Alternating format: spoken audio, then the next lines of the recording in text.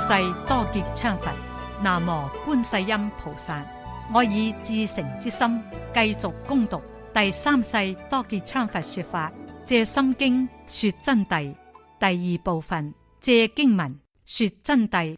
南無第三世多杰羌佛。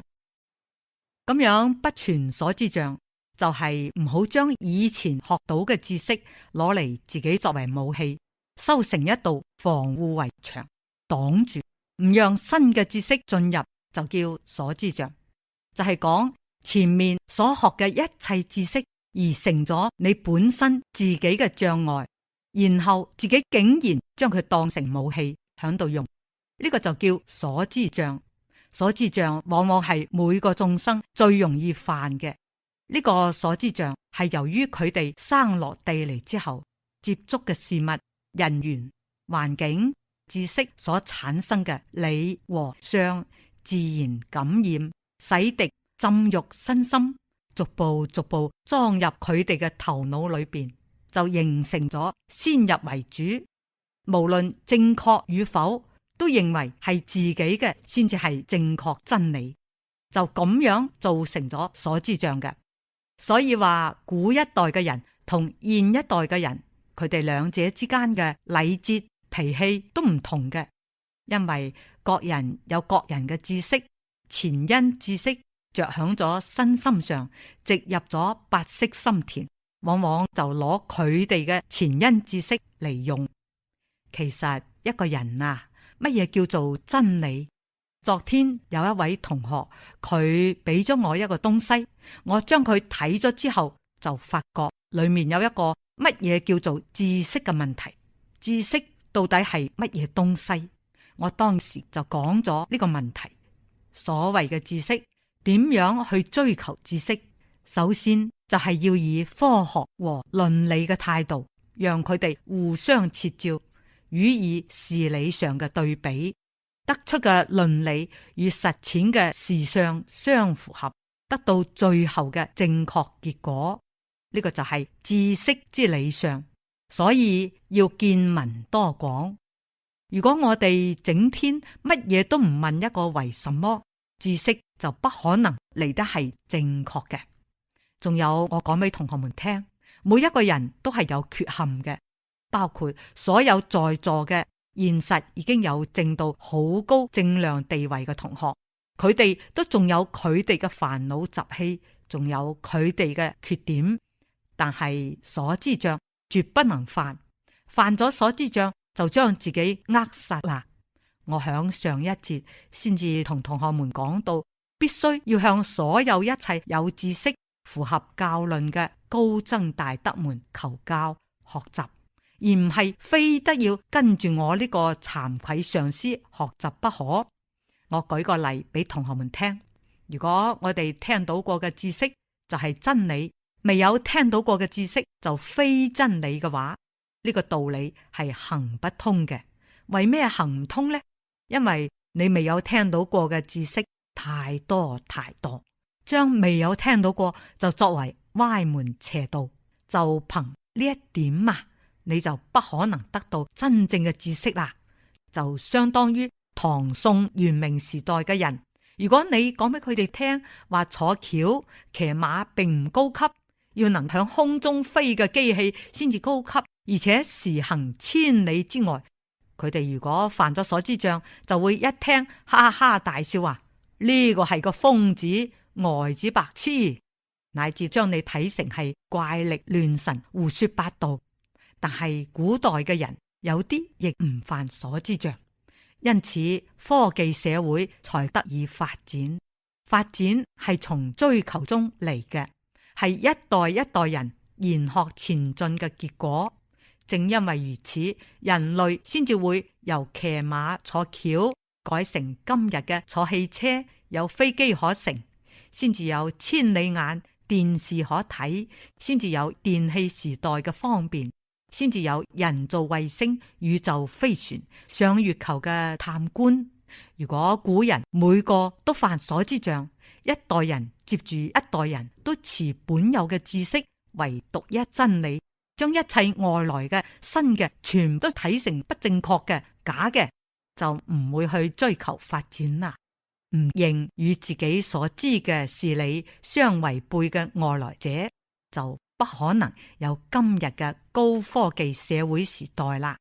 因為唔接受任何新東西，就唔會研究發展。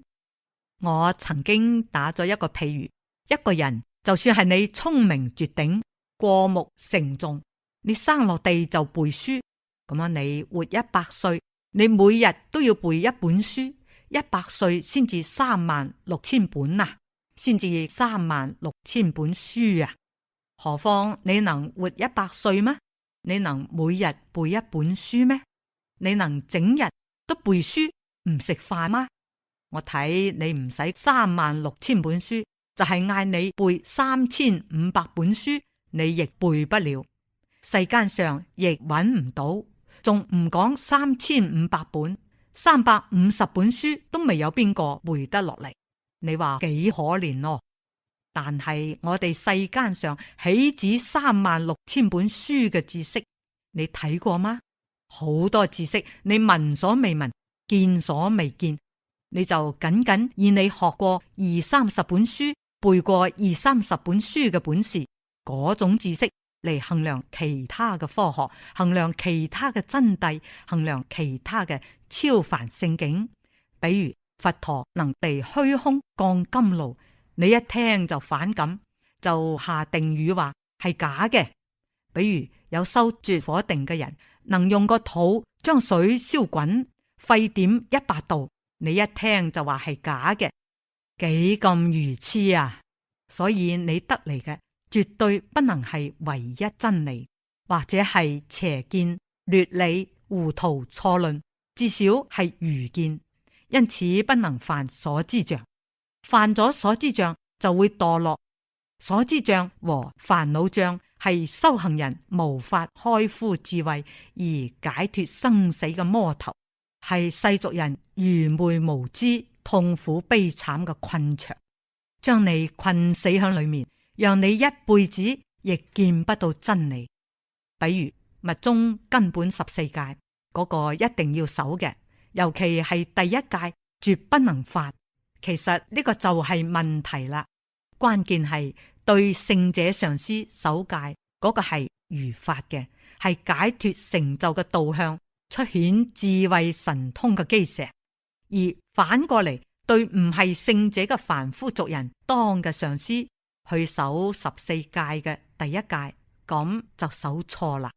同學們要搞清楚，如果我哋依止嘅某一位上師係魔妖轉世嚟嘅，佢哋出顯大法王、大活佛身份，一定會以密宗14根本戒嚟約束弟子。